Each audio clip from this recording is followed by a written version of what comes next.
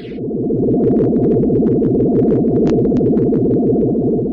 and welcome to the Geek Friend for issue 125 of the Star Trek Starship collection, and it is Alice. Now here is Alice in the box, which yes, okay, it's a shuttle.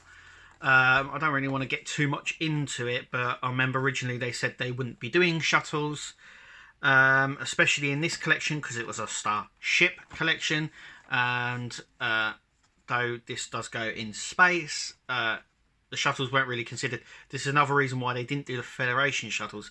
But here we have arguably the smallest, though it's quite big, the smallest ship we'll have in the main collection of a shuttle sort of design.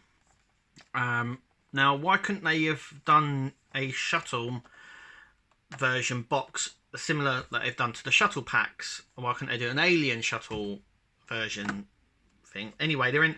I can't understand why we've got the alien shuttles, but we haven't got the Federation shuttles in the main one. I know why they've done it.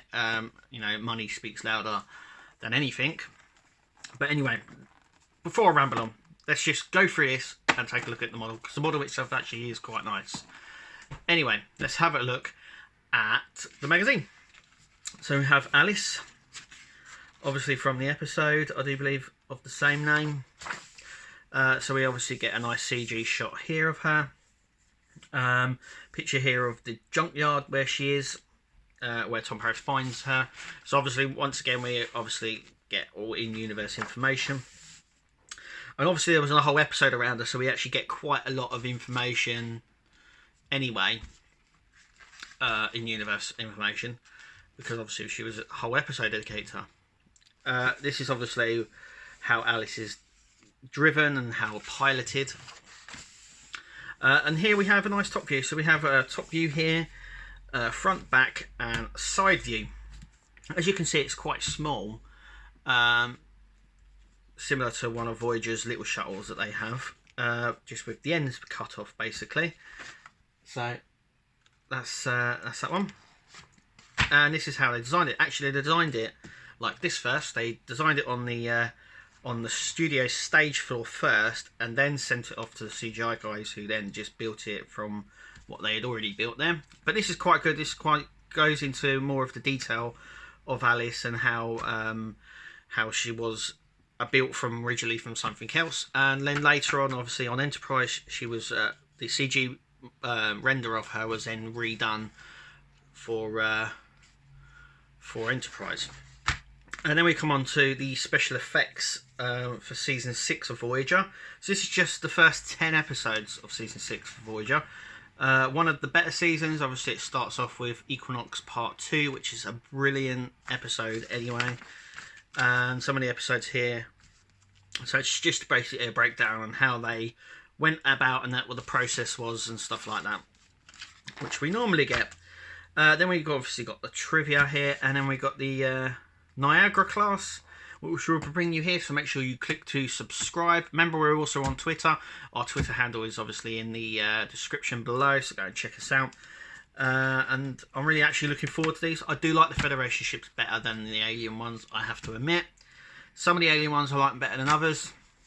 I have to say that this one isn't my favourite, and it's not because of what it is, it's just because of where it is. Well, yeah, I suppose it is what it is.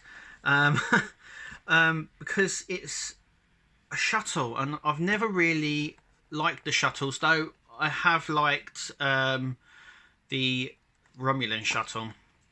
It was just, I remember there was a big thing about it very early on where they said that they wouldn't be doing the Federation shuttles, and then they done the shuttle packs, and I just feel that they could have included them in. Also, as well, don't get me wrong, it's a nice ship and everything.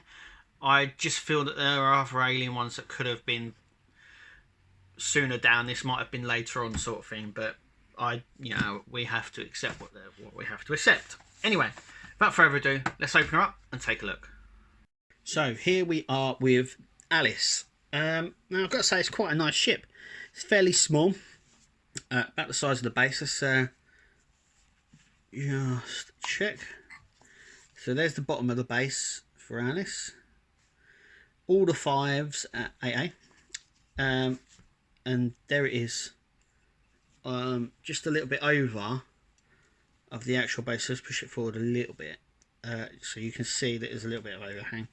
It's about the same size as the base, and it sits really well. It's very snug in there. I don't think it's going to come off, even with me shaking it. It's really nice. So let's just take a close look. So here we have underneath. Now, obviously, you've got little lines here that indicate the grille, as you can see. You've got these frill marks here, these little fins. It has got a logo as well, because obviously it's of a small craft. They can actually do a lot more of the detail bits like this, and obviously we've got them on the wings as here as well. At the back we have the door, and then we've got these sort of yellow, like sort of clear plastic on the back here, as you can see. There's not really much more to say about it. I mean, I've said what I said. You know, I think there's a lot more of an interesting design. It is a nice design. Also, as well, I've got to say about the weight. It is quite heavy as well. So the underneath section, this section here, is all plastic, as you can hear, and this is all die cast on top. Obviously, these are plastic. The side engine things, I'm just going to call them engine things. I'm not surely sure. In the book, it describes it as sort of they went for a car sort of design where they added skirts and all these little scoop things and stuff like that. But they never actually did anything to the ship itself. But it's kind of nice. It's okay to have in the collection.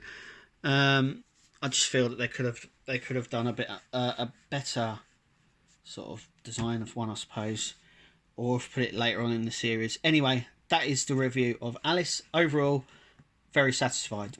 I hope you like it, and we'll see you at the next video.